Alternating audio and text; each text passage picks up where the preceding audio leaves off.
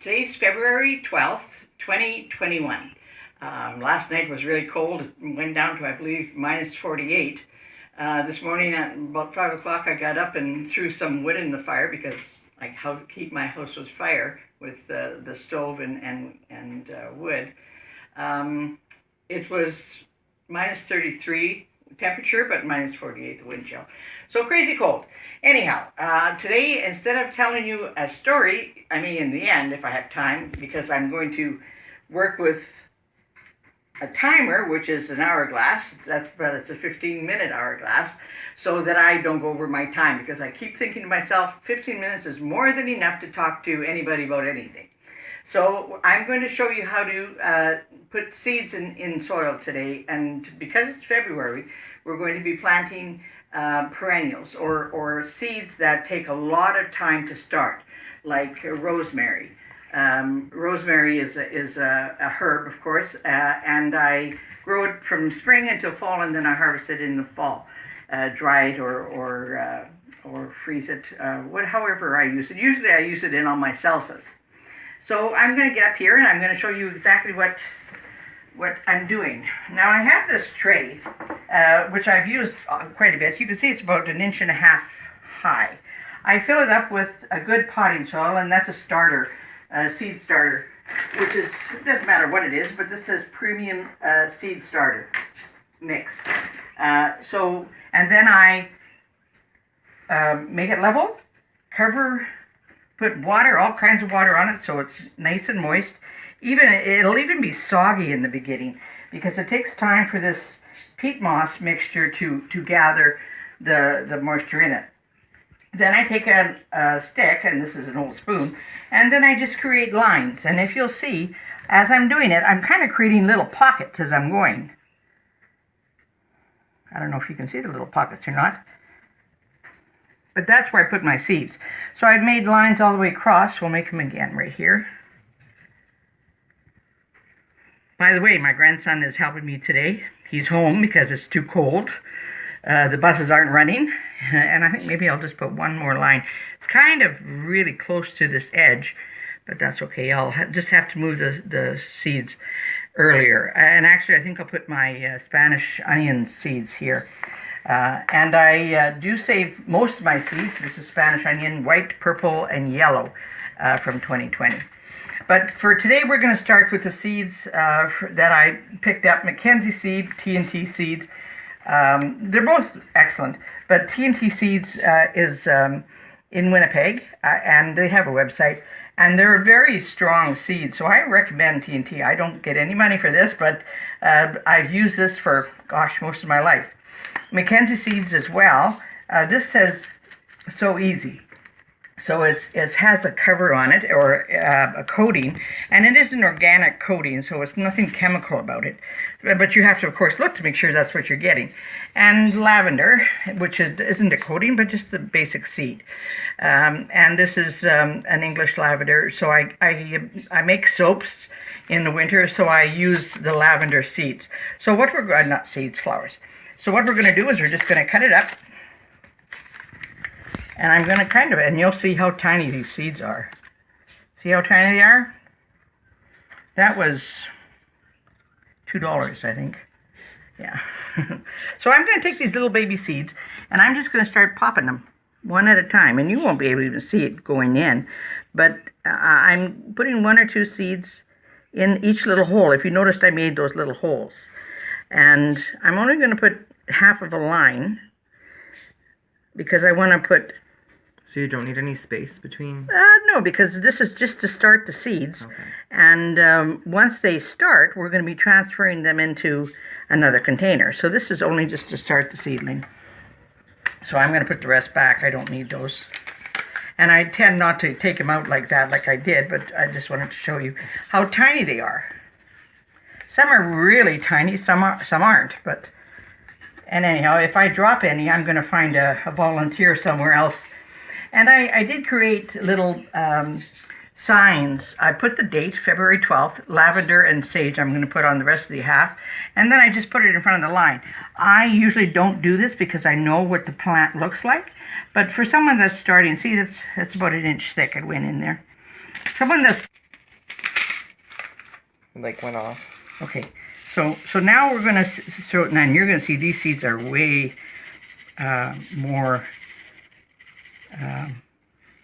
clear to see, and that's more than enough. This is sage. It's a sage that we use for chicken, like everybody uses sage. Lavender, like I said, is for my soaps, and for sachets or whatever you want to do. Rosemary. This is a hard plant to start. It is tough to start, and I'm not quite sure why. It has a little seedling container in here.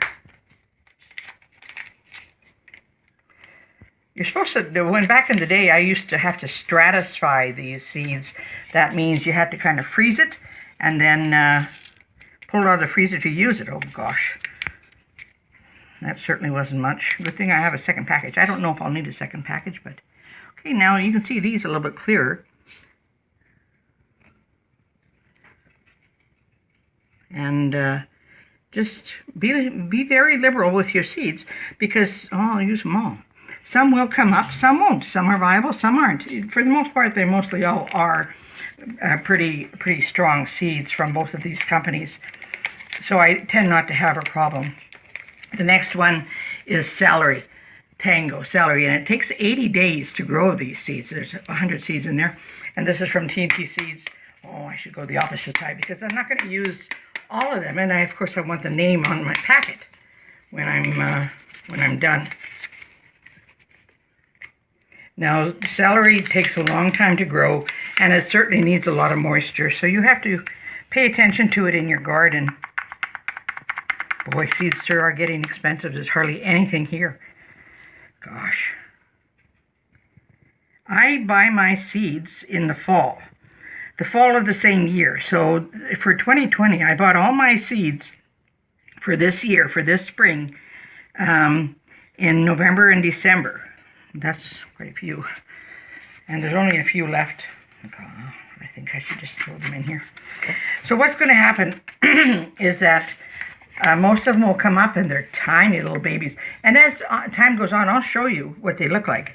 Once we have this all planted, I'm going to then put it into a very dark place, warm place. I have a little bathroom close to the wood stove that does an excellent job in keeping things warm.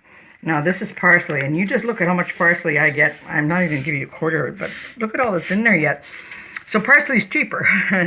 So I'm only going to go half of a row because I don't need 100 plants for parsley. I just, though I dry and I use it in my cooking, I don't need all those plants because parsley is a pretty strong plant, and it will grow quite well. So the next one is lemongrass. I don't know if anybody uses lemongrass for cooking, but I like to dehydrate it. I do a lot of dehydrating as well as all the other things that I do with my I should put this here now. Oh, I missed a clip. All right, well, that I know what's going to be there. This is going to be lemongrass. Oh, I see. I put parsley there. It's a good thing I don't worry about the tabs because I know what they look like when they start. So this being lemongrass, again, very little seeds for this money. And if you look, you'll see how there's other things in there, and that's part of the structure of how the seeds come. They come in a little bit of a very fluffy head, kind of like chamomile. If you've ever grown chamomile, it has a head on it that is quite fluffy when you break it apart for the seed. And again, if any little volunteers come up where they shouldn't, so what? You know what it looks like, and then you just take it out. So the next one we're going to do is artichoke, green globe. This is 115 days. So last fall, or last year, I did plant artichoke, but I planted the seed directly into the garden. And by the time it was up, I hadn't marked it. I had never grown artichoke, so I didn't even know what it was. I couldn't think, what the heck is that plant? Finally, I remembered, and it grows to about, 6-8 feet high. And this whole row is going to be, because this is a pretty thick plant. And if you see how thick it is, I will just divide it up as the seedlings start growing. I'll move it into another tray. Okay, last one I think we'll do, and then we'll go on to one other thing, and that is some seeds I dried, and I'll show you how I dried them. Over the ones I have was winter that I finally used them. I felt like a little seed in there. I hate to waste any kind of seeds at all. Again, this is stevia, and I think everybody knows what stevia is. It's a sugar substitute. Again, I think, oh my goodness. What do we have, 5 seeds in here? Nothing. So that's how expensive stevia is. Well, I'll tell you, I'm going to be saving my seeds for stevia next year or this fall. It's very simple to save the seeds. The only trouble is you have to have a long season to make sure the plant flowers, and you get the seed from the flower. I don't even know if I'm going to have 5 plants there. The last one I'll do is the Spanish onions, my own seeds as well. But I mixed them all 3 up. If you see, these are the heads that I get off of the onions that I allow to grow. And there are seeds in here. I think maybe what I'll do is I'll do this later because I have to divide them up out of all these little seed pod heads. So that's it for the time being. And then what I do at this point, I take the water and I add a little more moisture to each row. Try not to put too much because then the seeds will leave their little spot where I put them and they'll go somewhere else. So we don't want, not that it matters because I know what they look like, but we don't want too much movement in the soil. So then I take a newspaper and I cover it up completely, just like this, loosely. And then I take the whole tray into my warm, dark place. And every day we're going to go and we're going to flip this up to let some air in and look to watch our seeds, because some seeds will start very quickly in that area. We cover it again and then leave it again for the next day. So that's it for my seeds right now. So the next spot, what I'm going to do, I think maybe we'll just move this out of the way. What we're going to do, that I'm going to show you is the seeds that I saved. This is pumpkin pie seeds that I had finally opened up this winter and used. If you look to see there's a lot of, all the little seedlings all the little seeds are very hard and full.